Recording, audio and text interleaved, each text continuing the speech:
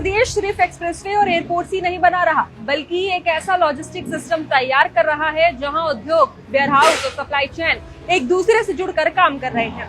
Expressway हो, airport हो और मल्टी मॉडल लॉजिस्टिक पार्क हो, इन प्रोजेक्ट्स के साथ यूपी तेजी से मैन्युफैक्चरिंग और वेयरहाउसिंग हब बनने की दिशा में आगे बढ़ रहा है। लेकिन सवाल अब ये है कि जब इतने बड़े बड़े वेयरहाउस बन रहे हैं तो अंदर लाखों सामान को कैसे व्यवस्थित रखा जाए। इसी सवाल का जवाब जानने के लिए हम पहुंचे हैं ग्रेटर नोएडा स्थित मैक्स स्टोरेज सिस्टम में।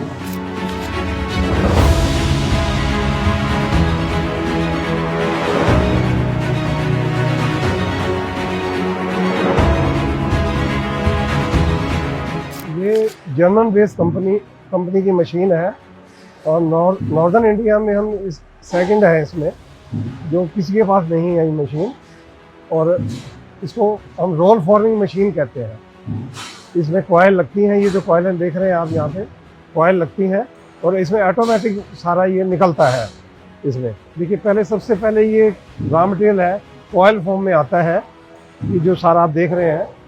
और ये जर्मन बेस्ड मशीन है जिसमें कि हम ये कॉयल को चढ़ा देते हैं उसके ऊपर पीछे और ये ऑटोमेटिक निकालती है पीसेस। और इसमें कम से कम हम 1000 टन पर डे निकाल सकते हैं और 400-500 टन हमारे पास हमेशा ये रॉ मटेरियल स्टॉक में रहता है। ये लेज़र कटिंग मशीन है, इस पे पीसेस कटते हैं ये सारे। उसके बाद ये शेयरिंग मशीन या कटर मशीन भी कहते हैं उसको। उसके बाद ये बेंडिंग होती है, बेंडिंग के बाद आगे प्रोसेसिंग चलता है। इसके बाद आप ये देख रहे हैं ये पंचिंग हो रही है, ये पंचिंग हो रही है, बड़े काम करते हैं। ये अलग अलग प्रोसीजर है इसका काम करने का, सारी मशीनें हैं ये काम करती हैं इसी में ही। आइए ये देखिए, ध्यान से देखिए, इसमें ये बेंडिंग में हो रही है, बेंडिंग हो रही है। ये सब CNC मशीन कहते हैं इसको हम, ये बेंडिंग हो रही है।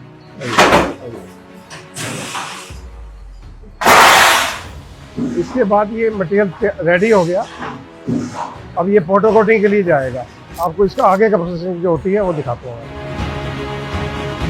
तो नीचे देखा, उसके बाद ये मटेरियल यहाँ आ जाता है, इसको हम फोटो कोटिंग कहते हैं। फोटो कोटिंग प्लांट है हमारा, तो इसमें सारा ये फोटो कोटिंग होके माल तैयार हो गया। देखो आप,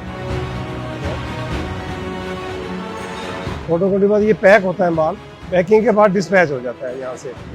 ये है फाइनल प्रोसीजर। वेयरहाउस में सिर्फ सामान ही नहीं रखा जाता, बल्कि कम जगह में ज्यादा सामान रखना सबसे बड़ी चुनौती होती है। हमारा कंपनी का नाम max storage system private limited है और हम जो वेयर हाउस बनते हैं उनमें हम रैक प्रोवाइड करते हैं, स्टोरेज रैक प्रोवाइड करते हैं।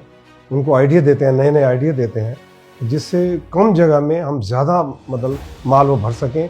उनको जैसे कोई भी उनके कुछ अपने वेयर हाउस होते हैं, कुछ रेंट पे होते हैं, तो रेंट को भी देखते हुए हम उनको एक आइडिया देते हैं, नए नए आइडिया देते हैं कि आप हमारे साथ जुड़ो, हम आपको अच्छे अच्छे आइडिया देंगे, सबको देंगे। तो उसमें वो हमारे साथ काम करते हैं। मैक्स स्टोरेज सिस्टम कंपनी, जिसका सफर एक छोटी सी यूनिट से शुरू हुआ था, आज वही company pan India industrial rack, pallet rack, mezzanine floor, cantilever rack और अन्य स्टोरेज सिस्टम तैयार कर रही है। आखिर इस सफर की शुरुआत कैसे हुई थी?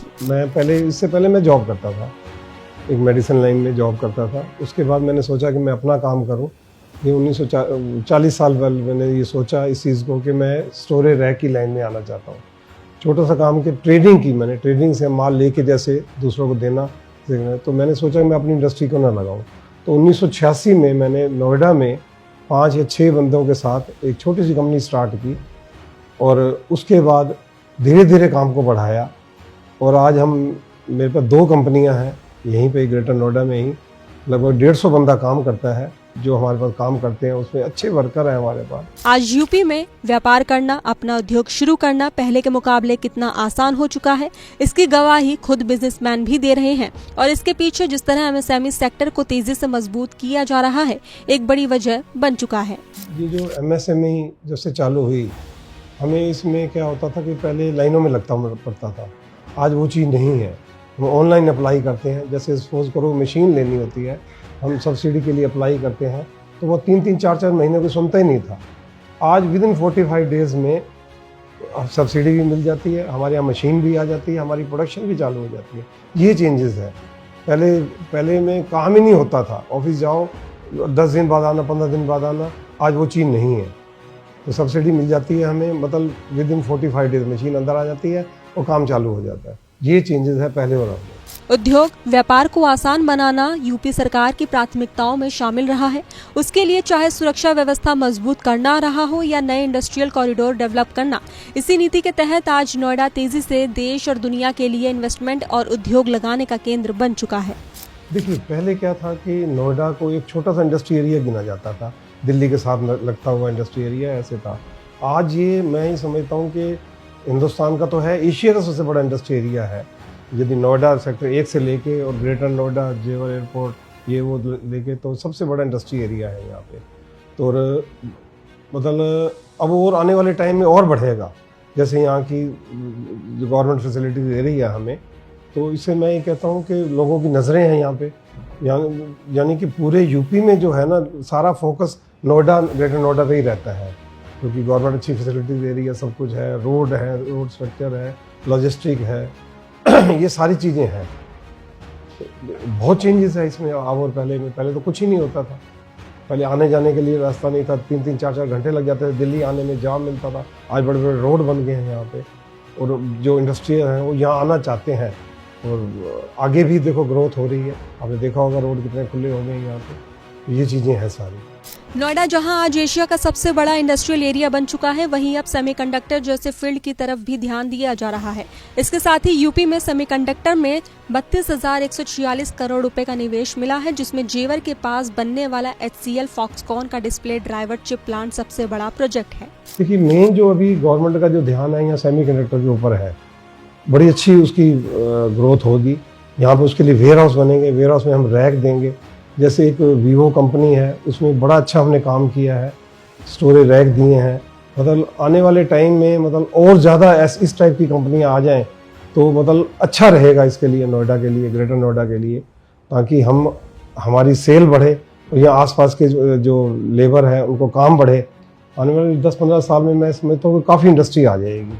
नोएडा में निवेश इंडस्ट्रियल ग्रोथ के पीछे एक वजह है, वो है कानून व्यवस्था। पहले जहां उत्तर प्रदेश में सुरक्षा को लेकर डर था, वहीं आज भरोसा है। बेहतर कानून व्यवस्था ने यूपी में पूरी तरह निवेश अनुकूल वातावरण तैयार किया है। पहले क्या होता था कि अभी कुछ हो जाए, पुलिस को फ़ोन करो, पुलिस आती नहीं थी। अब जगह जगह इन्होंने आसपास हमारे चौकियाँ बना दी हैं, जैसे 5 मिनट भी नहीं लगते पुलिस यहाँ आ जाती है और कार्रवाई शुरू हो जाती है। पहले लोग यहाँ डरते थे, जो आने से डरते थे। आज ये बहुत फ़र्क है इस चीज़ का। हमें गवर्नमेंट से पूरी सपोर्ट मिलती है, कहीं भी हमें कोई दिक्कत नहीं आती कि हमें कुछ हो जाएगा या कुछ है। यहाँ लोग आते थे सुबह और शाम को जल्दी चले जाते थे, अब हम देर रात तक भी काम कर सकते हैं। ये चेंजेस आए हैं आज योगी जी गवर्नमेंट में। बेहतर कानून व्यवस्था के साथ बेहतर ट्रांसपोर्ट और यातायात सुविधा ने हालात पूरी तरह बदले हैं।